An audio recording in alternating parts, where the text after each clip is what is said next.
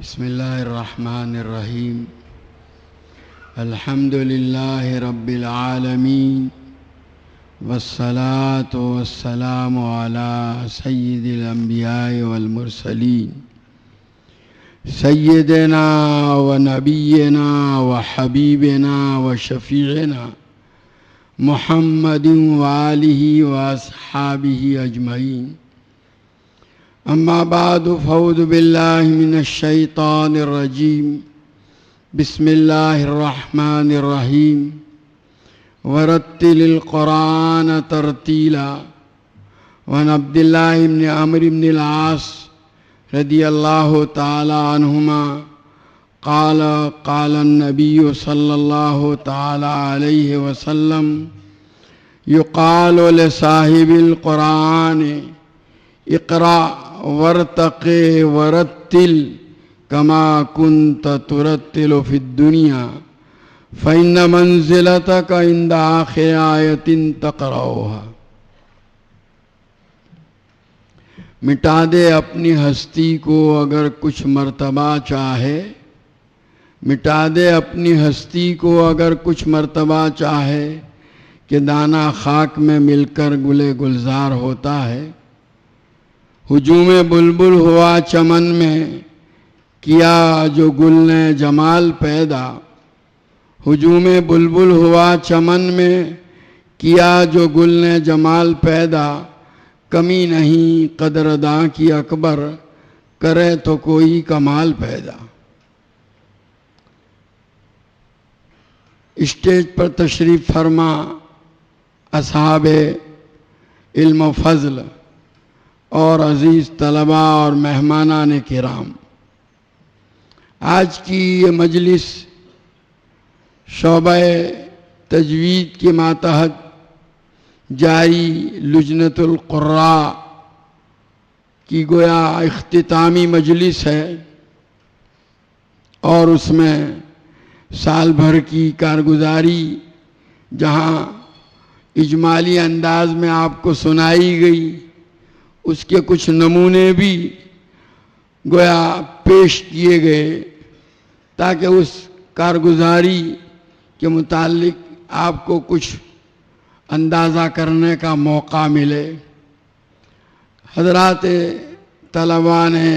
ہمارے سامنے جس عمدہ انداز میں قرآن کریم کو پیش کیا، اس کی داد اور تحسین تو اس فن کے ماہرین نے دے دی. میرے جیسا امی اگر اس سلسلے میں کچھ کہے گا تو بھی جیسا کہ آپ کو معلوم ہے کہ نااہل کی تحسین بھی یہ علم کو ختم کرنے والی چیزوں میں سے ہے. اس لیے میں اس سلسلے میں تو کیا عرض کروں. بہرحال یہ مجلس ہمارے لیے بڑی بابرکت ہے اور بڑی حوصلہ افزا ہے. اور اس سلسلے میں جیسا کہ ابھی آپ نے اس فن کے شناوروں سے جو ہدایتیں سنی، ضرورت ہے کہ آپ ان کے اوپر عمل کا اہتمام کریں. یہ جو ترتیل کا حکم دیا گیا ہے قرآن پاک کی آیت میں بھی، اور نبی کریم صلی اللہ تعالیٰ علیہ وسلم کے ارشاد میں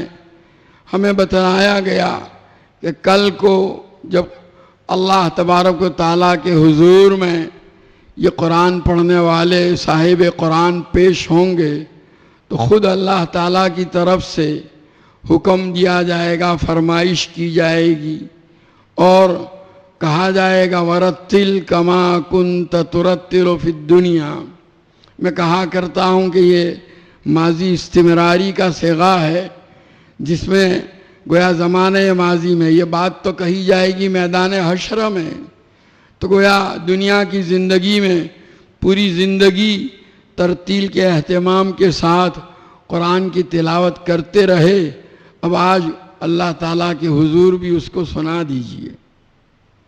ترتیل میں جیسا کہ حضرت شاہ عبدالعزیز صاحب دہلوی رحمۃ اللہ علیہ نے تفسیر عزیزی کے اندر ارشاد فرمایا ہے کہ 6-7 چیزوں کا اہتمام ہوتا ہے. ایک تو تصحیح حروف اور دوسرا اشباع حرکات، حرکتوں کو، اعراب کو پورے طور پر پڑھنے کا اہتمام کیا جائے، اس لیے کہ جلد بازی کے اندر جو اعراب ہے وہ پورے طور پر پڑھا نہیں جاتا۔ اور تیسری چیز ہے مد والے حرف کو مد کے ساتھ اور تشدید والے حرف کو تشدید کے ساتھ پڑھنا۔ اور چوتھی چیز ہے رعایت اوقاف، یہ بہت اہم ہے۔ اچھے قاری جب پڑھتے ہیں تو بعض مرتبہ ایسی جگہ پر وقف کر دیتے ہیں کہ ایک دم طبیعت بوجھل ہو جاتی، اور یہ چیز جب تک کہ آپ علمی استعداد پیدا نہیں کریں گے اور معانی سے واقفیت حاصل نہیں کریں گے وہاں تک حاصل ہوتی نہیں ہے۔ یہ تصحیح حروف پر محنتیں ہوتی ہیں، اور اسی طریقے سے اشباع حرکات اور مد اور تشدید کی ادائیگی کے معاملے میں، لیکن یہ رعایت اوقاف کا مسئلہ بڑا نازک ہے اور ضرورت ہے کہ اس کی طرف توجہ دی جائے۔ ہمارے یہاں اس موضوع پر کتاب بھی پڑھائی جاتی ہے، لیکن خالی کتاب کا پڑھ لینا جب تک کہ معانی سے واقفیت نہ ہو کافی نہیں۔ بہرحال میں یہ عرض کر رہا تھا کہ یہ بہت اہم چیز ہے، اس کی طرف توجہ ہو۔ یہ چار چیزوں کے علاوہ جہرن پڑھنا، درد بھری آواز کے ساتھ پڑھنا، اور آیات رحمت اور آیات عذاب کا حق ادا کرنا، یعنی رحمت کی آیت جب پڑھے تو ٹھہر جائے اور اللہ تعالیٰ سے رحمت کا سوال کرے، عذاب کی کوئی آیت پڑھے تو ٹھہر جائے اور اللہ تعالیٰ سے اس کے عذاب سے پناہ چاہے۔ یہ 7 چیزیں ہیں جن میں گویا حضرت شاہ عبدالعزیز صاحب دہلوی رحمۃ اللہ علیہ فرماتے ہیں کہ ترتیل میں ان کا گویا لحاظ اور اس کا اہتمام ہونا چاہیے۔ ماشاءاللہ ہمارے عزیز طلباء نے جو قرآن پاک سنایا وہ اس میدان میں محنت کر رہے ہیں، اور ضرورت ہے خالی اسی کو کافی نہ سمجھیں، اور جیسا کہ ابھی آپ کو اس فن کے ماہرین کی طرف سے متوجہ کیا گیا کہ بھئی پڑھنے کے زمانے میں اتنی محنت سے آپ نے اس فن کو حاصل کیا، اور فراغت کے بعد اس کی طرف سے جو بے اعتنائی اور غفلت برتی جاتی ہے، جس کا نتیجہ یہ ہوتا ہے کہ وہ سارا کیا کرایا خاک میں مل جاتا ہے۔ لا تکونوا کاللتی نقضت غزلها بعد قوت انکاثا۔ قرآن پاک میں اللہ تبارک و تعالیٰ نے مکہ مکرمہ کی ایک بڑھیا کی مثال دی ہے جو دن بھر سوت کاتا کرتی تھی اور شام کو اپنے کاتے ہوئے سوت کو جو ہے توڑ کر کے ختم کر دیا کرتی تھی۔ تو آپ طالب علمی کے زمانے میں بڑی محنت سے اس فن کو حاصل کرتے ہیں، فراغت کے بعد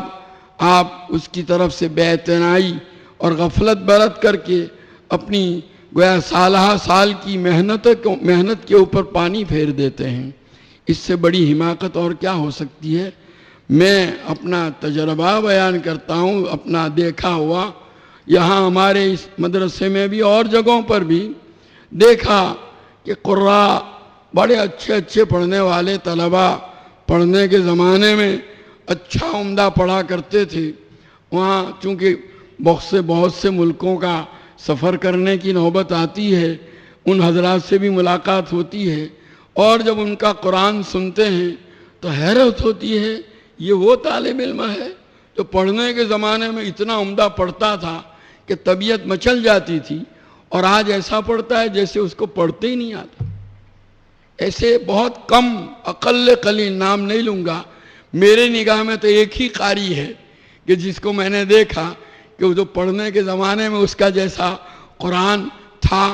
آج بھی وہاں سنتا ہوں تو ان کو میں کہتا بھی رہتا ہوں کہ ماشاءاللہ آپ نے اپنے پڑھنے کے انداز کو جوں کا توں باقی رکھا ہے۔ باقی اکثر طلباء میں یہ بات نہیں۔ وجہ کیا ہے؟ جیسا کہ ابھی آپ نے ہمارے دونوں مہمان قراء سے سنا، جس میں ابتداءً متوجہ کیا قاری عبدالستار صاحب دامت برکاتہم نے مزاولت اس کو پڑھنے کا باقاعدہ اہتمام کرتے رہا، ہمیشہ تنہائی میں جب پڑھیں تو، بلکہ سرن جب پڑھیں تو تب بھی اسی انداز سے حضرت قاری فتح محمد صاحب نور اللہ مرقدہ کے متعلق مفتی تقی صاحب دامت برکاتہم کے مضمون کے اندر دیکھا کہ وہ رمضان المبارک میں روزانہ تراویح کے اندر ان کی تراویح کا سلسلہ عشاء سے لے کر سحر تک، بلکہ کبھی کبھی تو جب تراویح ختم ہوتی تھی تو 10 منٹ ہی رہ جاتے تھے اور بڑی جلدی سے سحری کھائی جاتی تھی، تو وہ روزانہ 8 9 10 پارے کسی ایک قرات کے اندر پڑھتے تھے۔ اس طرح 3 4 دن میں قرآن ختم کرتے تھے۔ پورے رمضان میں اس طرح 8 9 قرآن مختلف ایک قرات میں شروع کیا، اسی قرات میں اچھے اچھے بڑے بڑے علماء آ کر کے ان کے پیچھے سنا کرتے تھے، اور وہ دن بھر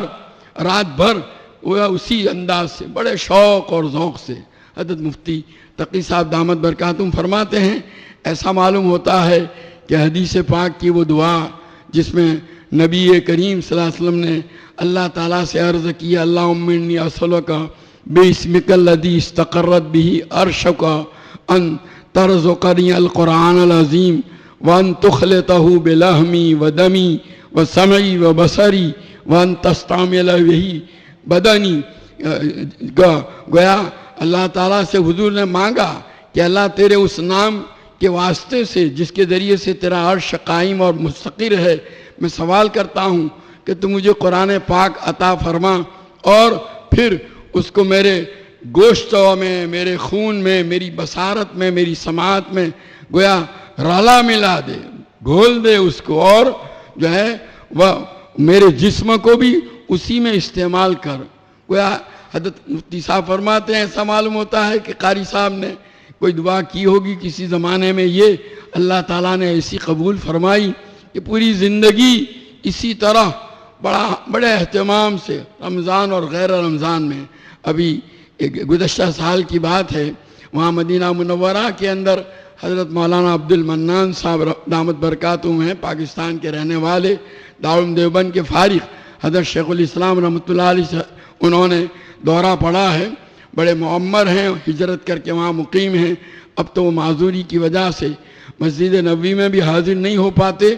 مگر ان کی ملاقات کے لیے ہر سال جانے کی سعادت حاصل ہوتی ہے۔ انہوں نے بتلایا کہ حضرت قاری فتح محمد صاحب نور اللہ مرقدہ کے ایک جو خادم تھے مولانا عبد القادر صاحب، انہوں نے فرمایا ان کی عادت تھی کہ ہمیشہ نماز پہلی صف کے اندر دائیں طرف باب السلام کی طرف بابا مسجد نبوی میں پڑھا کرتے تھے، اور اشراق تک وہیں بیٹھے رہتے تھے۔ اشراق کے بعد ریاض الجنہ میں آ کر کے وہ نیت باندھا کرتے تھے۔ کہا ایک مرتبہ انہوں نے فرمایا کہ میں تو قاری صاحب کو وہاں چھوڑ کر جائے لے کر آتا، کہا آج تو فلاں جگہ فلاں صاحب کی ملاقات کے لیے جانا ہے، یوں قاری صاحب نے فرمایا کہ میں ذرا وہاں جا کر کے دو رکعت پڑھ لوں۔ اب کہا وہ ریاض الجنہ میں جا کر کے جو انہوں نے نیت باندھی تو میں تو بیٹھا ہی رہا، وہ ظہر کی اذان ہو گئی۔ گویا اس وقت ایسے مشغول ہوئے، ایسا لگاؤ، ایسی لگن، ایسا عشق قرآن پاک کے ساتھ کہ جب پڑھنے میں مشغول ہے تو ان کو یاد ہی نہیں رہا کہ میں کہاں ہوں، بس گویا اسی میں گویا اپنے آپ کو کھو دیا۔ تو یہ جو تعلق ہے قرآن پاک کے ساتھ، ایسا تعلق آدمی پیدا کرے، اور یہ کوئی کسی مدرسے میں آپ کو پڑھانے کے لیے خدمت مل جائے فوری طور پر تبھی ہی آپ اس فن کو زندہ رکھنے کی کوشش کریں، یہ نظریہ جو ہے اس سے اتفاق نہیں کیا جا سکتا۔ جو تازہ فارغ، اگرچہ آج کل تو تازہ فارغین بھی اگر انہوں نے محنت سے پڑھا ہے تو ان کی بھی ڈیمانڈ ہے، لیکن آپ جب تک کہ خوب قربانی دے کر محنت کر کے اپنا لوہا نہیں منوا لیں گے وہاں تک بات بننے والی نہیں ہے۔ یہ جو دینی جتنے بھی مشاغل ہیں، ہر ایک کی ایک خاصیت یہ ہے کہ آدمی اپنے آپ کو گویا فنا کر دے، قربان کر دے، اس کے پیچھے گویا اپنے آپ کو ختم کر دے، تو ہی اللہ تبارک تعالیٰ اس کے اندر جو ہے جان پیدا فرماتے ہیں۔ ہمارے حضرت شیخ مولانا زکریہ صاحب رحمۃ اللہ علیہ نے آپ بیتی میں ایک بات لکھی ہے اور حضرت کی زبان مبارک سے بھی بار بار سنی ہے کہ حضرت رائے پوری حضرت شاہ عبد القادر صاحب نور اللہ مرقدہ ہمیشہ فرمایا کرتے تھے کہ جو آدمی ہماری انتہا دیکھے وہ ناکام ہے اور جو ابتدا دیکھے وہ کامیاب ہے. یعنی مطلب یہ ہے، گویا یہ تو حضرت نے سلوک اور تصوف کی لائن کے اعتبار سے جملہ فرمایا تھا، لیکن میں اس جملے کو دین کے تمام شعبوں کے اندر جاری کرتے ہوئے آپ حضرات کی خدمت میں یہ عرض کروں گا کہ دین کے تمام خدمتوں کے شعبوں کا یہی حال ہے کہ آدمی ابتدا میں جو مجاہدے کرتا ہے، جو قربانیاں دیتا ہے، اس کے لیے جو مشقتیں اٹھاتا ہے، ایک زمانہ ایسا گزرتا ہے کہ کھانے تک کے لالے پڑے ہوئے ہوتے ہیں، اس کے بعد پھر اللہ تبارک تعالیٰ اس کو وہ قبولیت عطا فرماتے. آج ہمارے طلباء کا حال کیا ہے؟ وہ یہاں دیکھ کے جائیں گے حضرت قاری احمد اللہ صاحب دامت برکاتہم کو، اور کل وہاں مدرسے میں جا کر گدی پر بیٹھ کر کے وہ ویسے ہی گویا ان کی نقل اتارنے کی کوشش کریں گے. میں کہا کرتا ہوں کہ وہ ابھی سے قاری احمد اللہ مت بن جاؤ. ہمارے حضرت شیخ نور اللہ مرقدہ جو ہے آپ بیتی میں بھی ہے کہ حضرت حکیم الامت نور اللہ مرقدہ کا جب انتقال ہوا تو کہ حضرت سے تعلق رکھنے والے جتنے بھی حضرت کے منتسبین، خاص طور پر وہ جن کو حضرت کی طرف سے اجازت ملی ہوئی تھی، ان کو حضرت شیخ فرماتے ہیں کہ میں نے خاص طور پر تاکید فرمائی کہ بھائی وہ طریقہ جو حضرت حکیم الامت نور اللہ مرقدہ کا تھا وہ ابھی سے اختیار مت کرنا، لوگ اس کو برداشت نہیں کریں گے، اس کے لیے وقت ہوا کرتا ہے. اب ہم جو ہے وقت سے پہلے ہی ان چیزوں کو اپنانے کی کوشش کرتے ہیں. تو بہرحال میں یہ عرض کر رہا تھا، قربانی چاہیے، بڑی قربانی چاہیے. قاری صاحب یہاں جب تشریف لائے پڑھانے کے لیے میرے سامنے، میں تو ان سے پہلے یہاں آ کر مدرس بنا ہوا تھا، میرے سامنے ان کی تشریف آوری ہوئی. انہوں نے کیسی محنتیں کی، کیسا اپنے آپ کو انہوں نے گویا مجاہدوں کے اندر لگایا. اور اس زمانے میں قاری صاحب ہی امامت کراتے تھے اور بڑے اہتمام سے بڑی طویل طویل صورتیں فجر کی نماز میں، لوگوں کو بڑا گھنا بھی معلوم ہوتا تھا فجر کی نماز کے اندر کھڑا ہونا، لیکن مجھے یاد ہے ہم کو بڑا اچھا لگتا تھا. بہرحال میں عرض کرتا ہوں کہ یہ جو محنتیں کی ہیں آج اس کا ثمرہ، آج لوگ قاری صاحب کی تعریف کر رہے ہیں تو آپ بھی دل کے اندر خوش ہوتے ہیں کہ بھائی یہ ہمیں خوش ہونا چاہیے، لیکن یہ چیز ایک دن میں حاصل نہیں ہوتی، اس کے لیے بڑے مجاہدے کی، بڑی قربانیوں کی ضرورت ہے. ہمارے اکابر نے اپنے آپ کو کیسا کھپایا. آج تو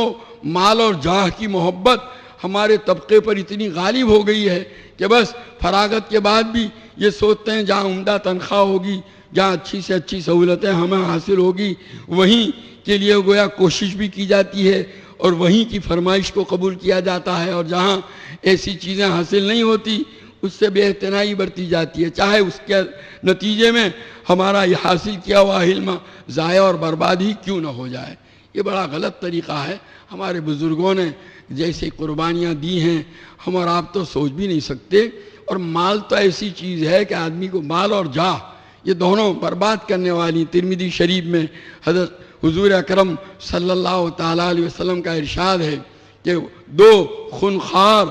بھیڑیے جو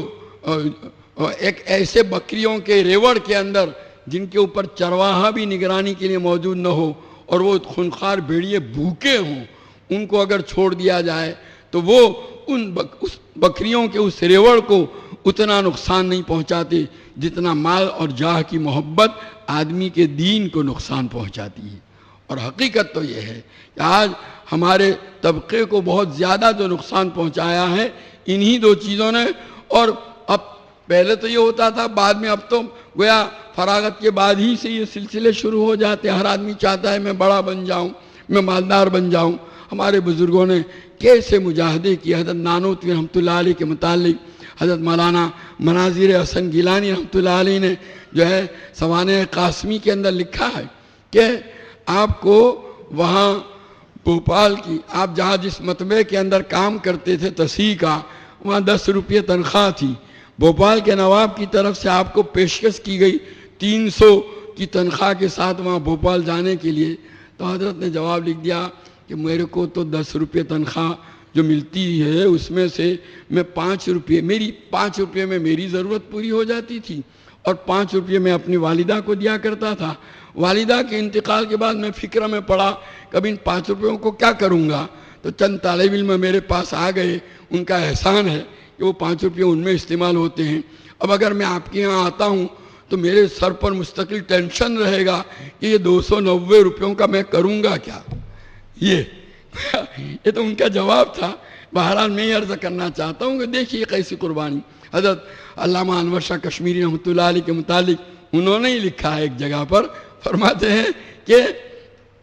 جب شروع میں حضرت شاہ صاحب مدرسے سے تنخواہ نہیں لیتے تھے، دارالعلوم سے ایسے ہی پڑھاتے تھے۔ آپ ابھی شادی نہیں ہوئی تھی اور بعد میں شادی کرائی گئی، لوگوں نے اس لیے شادی کروائی کہ شادی کرا دو تاکہ ان کے پاؤں بندھ جائیں۔ تو وہاں تک ان کا کھانا حضرت حافظ محمد احمد صاحب نور اللہ مرقدہ دارالعلوم دیوبند کے محتمم اور حضرت نانوتوی رحمۃ اللہ علیہ کے صاحبزادے ہیں، ان کے یہاں سے آیا کرتا تھا۔ جب شادی ہوئی، ان کی تنخواہ طے ہوئی تو ان کو 60 روپے تنخواہ ملا کرتی تھی۔ ایک مرتبہ ایسا ہوا کہ حضرت محتمم صاحب یعنی حضرت حافظ احمد صاحب رحمۃ اللہ علیہ کے گھر پر مدرسین بیٹھے ہوئے تھے، ایک قلفی بیچنے والا بابا آیا تو حضرت محتمم صاحب نے یوں کہا، بابا سب کو ایک ایک قلفی دے دو۔ اور وہ قلفی دے دی تو بیٹھے ہوں میں سے کسی مدرس نے پوچھا، بابا مہینے میں کیا پا لیتے ہو؟ تو اس نے جواب میں کہا 60 روپے کما لیتا ہوں۔ یہ سن کر حضرت شاہ صاحب مسکرائے اور کہنے لگے، تجھے دارالعلوم کی گویا صدارت تدریس کی ضرورت نہیں ہے۔ ہمارے حضرت شیخ رحمۃ اللہ علیہ نے اپنے آپ بیتی کے اندر بہت سارے واقعات لکھے ہیں۔ شروع میں جب حضرت کے والد کا انتقال ہوا اور ابھی آپ کی شادی بھی نہیں ہوئی تھی، نوعمر تھے بالکل، اور والدہ تھی، بہن تھی، اور والد صاحب کا بڑا قرضہ تھا، اور وہ وہاں مدرسے کے اندر آپ کو جو مدرس کے طور پر تجویز کیا گیا تو وہ اس میں 12 روپے تنخواہ بنتی تھی۔ حضرت رائے پوری رحمۃ اللہ علیہ، بڑے حضرت رائے پوری رحمۃ اللہ علیہ کی سفارش سے وہ 15 کر دی گئی، اور اس وقت حضرت سر رحیم بخش صاحب جو ریاست بہاولپور کے مدار المہام تھے اور ہمارے تمام اکابر سے ان کے بڑے اچھے روابط، وہ خود بھی بڑے صاحب نسبت، بڑے حضرت رائے پوری سے ان کو اجازت حاصل تھی، تو وہ انہوں نے ایک مدرسہ قائم کیا تھا جس میں ان کا گویا پروگرام یہ تھا کہ جو مدرسے کے پڑھے ہوئے ہیں ان کو انگلش سکھائی جائے تاکہ وہ انگریزی زبان کے ذریعے سے جو ہے دین کو پہنچائیں، اور جو انگریزی پڑھے ہوئے ہیں ان کو دینی علم سکھایا جائے۔ اور اس کے لیے بہت بڑا گویا انہوں نے بجٹ منظور کیا تھا ریاست کی طرف سے۔ وہ خود حضرت شیخ رحمۃ اللہ علیہ کے پاس آئے، حالانکہ وہ حضرت شیخ کے والد کے گویا خاص متعلقین میں ہمارے حضرت گنگوئی رحمۃ اللہ علیہ، بڑے حضرت رائے پوری وغیرہ، ان سے بڑے حضرت شیخ الہند رحمۃ اللہ علیہ، ان کے سب کے ساتھ بڑے تعلقات تھے۔ حضرت شیخ فرماتے ہیں وہ خود آئے اور انہوں نے مجھ سے یوں کہا کہ آپ وہاں آ جائیں، ہم کو 300 روپے تنخواہ، آپ کے لیے کار رہے گی، جب چاہے کار میں جا سکتے ہیں، اور رمضان کے مہینے میں آپ حضرت مولانا خلیل احمد صاحب کی خدمت میں آئے، مستقل چھٹی، اس کے علاوہ 3 مہینے کی چھٹی آپ کو الگ سے ملے گی، مکان ملے گا، کھانے پینے کے لیے آپ کو کوئی جو ہے سارا سامان دیا جائے گا۔ حالانکہ ایسی نوجوانی کی عمر میں جب کبھی شادی نہیں ہوئی ہے اور یہ ساری گویا طبیعت کو گویا للچانے والی پیشکشیں ہو رہی ہیں، حضرت شیخ رحمۃ اللہ علیہ نے جواب میں انکار فرما دیا کہ میں نہیں جاتا،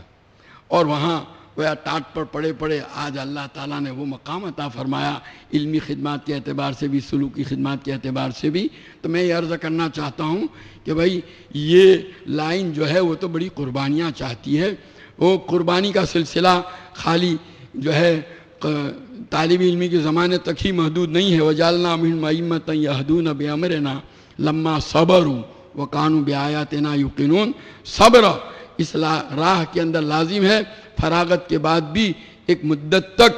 آپ کو جب تک کہ ایسی تکلیفیں نہیں جھیلیں گے اور مجاہدے نہیں کریں گے اور ایسی مشکلات کا سامنا نہیں کریں گے، وہاں تک اللہ تعالیٰ اپنے دین کی خدمت کے لیے جو ہے قبولیت اور مقبولیت کا مقام عطا نہیں فرمائیں گے۔ اس لیے ضرورت ہے کہ اس کی طرف خاص توجہ کی جائے۔ یہ محنتیں آپ کر رہے ہیں، پہلے تو جیسا کہ ابھی قاری رضوان صاحب نے کہا کہ یہ تو وہ طلباء تھے جنہوں نے محنت کر کے اپنے نمونے پیش کیے، بہت سے وہ طلباء ہیں جو محنت کر سکتے تھے لیکن انہوں نے جو ہے پست ہمتی سے کام لیا اور احساس کہتری کمتری کا شکار ہو کر کے پیچھے ہٹ گئے۔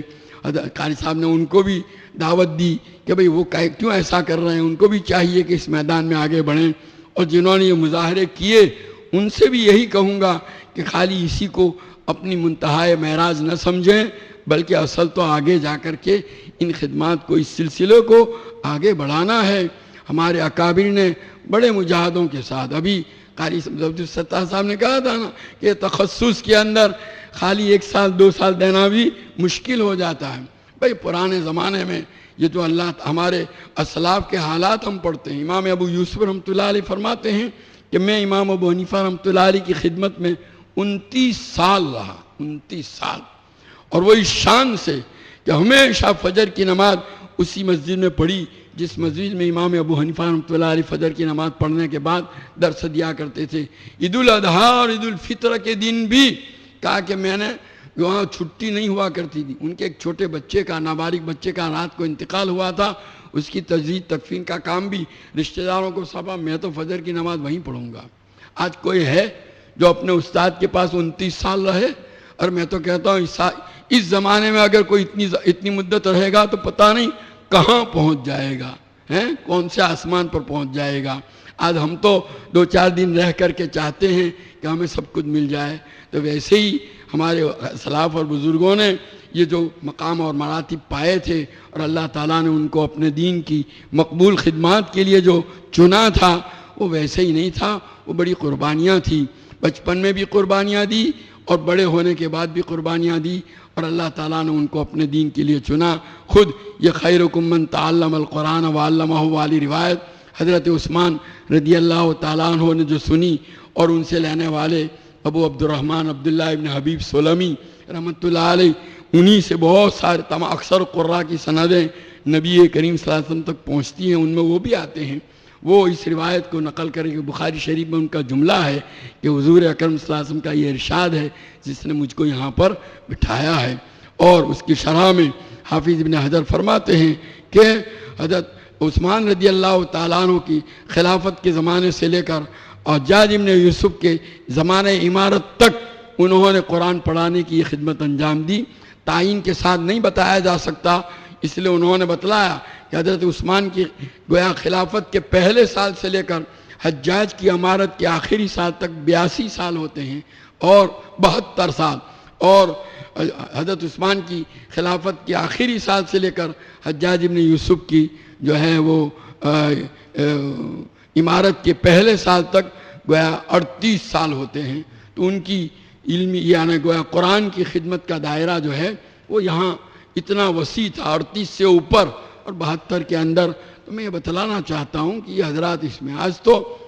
ہم بیٹھے رہتے ہیں کہ بھئی ہم کو کوئی اونچا عہدہ ملے، کہیں کسی جگہ صدر مدرس بنا دیا جائے، صدر القراء بنا دیا جائے تو ہم جائیں گے۔ ارے قاری رحیم بخش صاحب نور اللہ مرقدہ جو قاری فتح محمد صاحب کے شاگرد ہیں، ان کے حالات میں پڑھا کہ وہ اصل اصالتاً وہاں جو ملتان کا مدرسہ ہے جہاں پوری زندگی انہوں نے پڑھایا، وہ اصالتاً حفظ کا درجہ پڑھاتے تھے، اور مدرسے کی طرف سے تجوید کے لیے کوئی الگ انتظام نہیں تھا، لیکن ان کے پاس پڑھنے والے حفظ کرنے والے طلباء کو تاکید تھی۔ حفظ کرنے کے بعد جب اوپر کے درجات میں جاتے تھے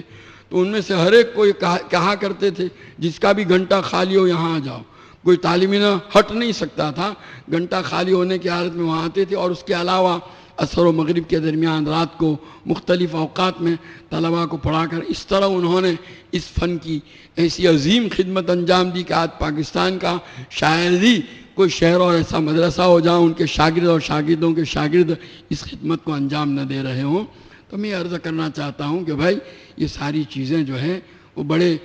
مجاہد شاقہ کو چاہتی ہیں، جس میں نے جیسا جملہ ابھی نقل کیا حضرت رائے پوری کا حضرت شیخ کے حوالے سے کہ آپ انتہا نہ دیکھیں، ابتدا دیکھیں کہ یہ اللہ تعالیٰ ان بزرگوں سے جو خدمات لیں انہوں نے کیسے مجاہدے کیے تھے شروعات میں۔ ہمیں چاہیے کہ اسی راہ پر چلیں، یہ راہ اختیار کریں گے تو امید کی جا سکتی ہے کہ اللہ تبارک تعالیٰ اپنے دین کی خدمت کے لیے ہمیں بھی قبول فرما لے۔ یہ ہمارے لیے بڑی سعادت کی بات ہے، اور ہونا بھی چاہیے کہ ہم نے جب اپنے آپ کو پیش کیا بقول حضرت مولانا علی میاں صاحب نور اللہ مرقدہ کے، جس دن سے ہم نے مدرسے میں پڑھنے کے لیے داخلہ لیا تھا اس دن سے ہی گویا ہم نے طے کر دیا تھا کہ ہم اپنے آپ کو جو ہے قربانی کے لیے پیش کر رہے ہیں۔ یہ قربانی کا راستہ تو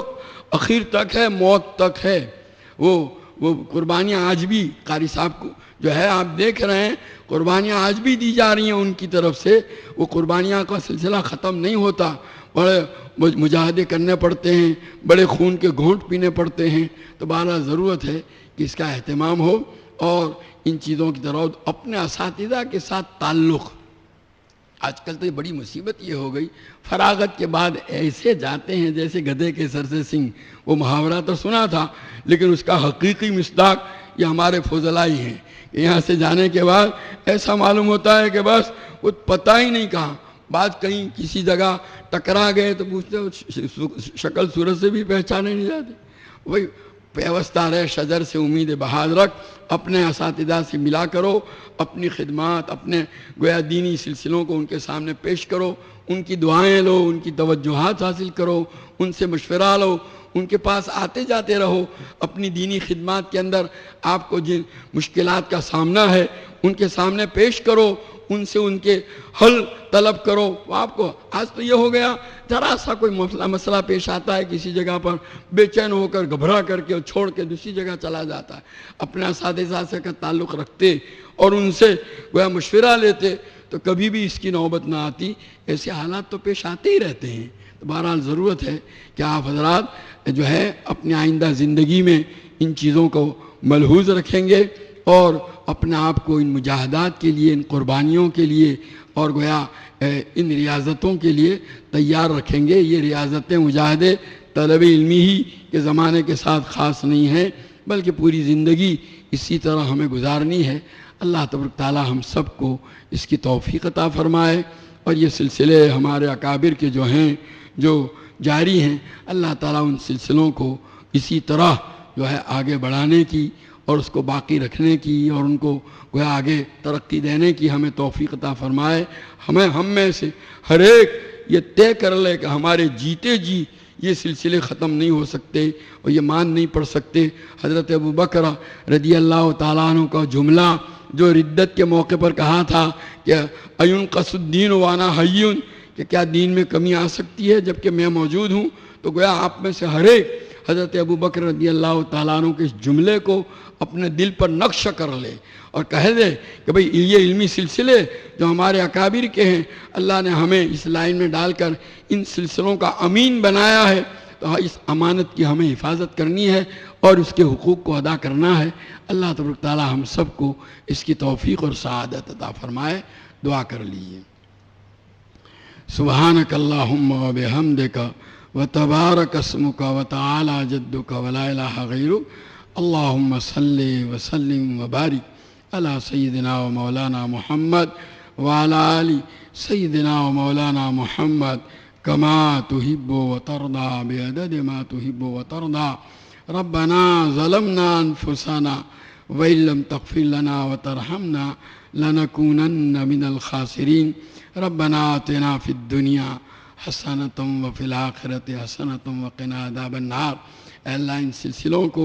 جو تو نے محض اپنے فضل سے ان اداروں کے اندر جاری فرمائے ہیں بے انتہا قبول فرما کر ان کو مزید ترقیات سے مالا مال فرما۔ اے اللہ تیرے یہ بندے جنہوں نے اپنے آپ کو، اپنی زندگیوں کو اسی کے اندر مشغول کیا ہے، اے اللہ ان کی ان مساعی کو تو اپنی بارگاہ میں حسن قبول عطا فرما، اور اے اللہ اپنے اسلاف کے نقش قدم پر چلتے ہوئے ان سلسلوں کو مزید ترقیات سے ہمکنار کرنے کی توفیق عطا فرما، ہر قسم کے فتنوں سے حفاظت فرما۔ اے اللہ اس ادارے کو اور تمام اداروں کو، تمام مدرسوں کو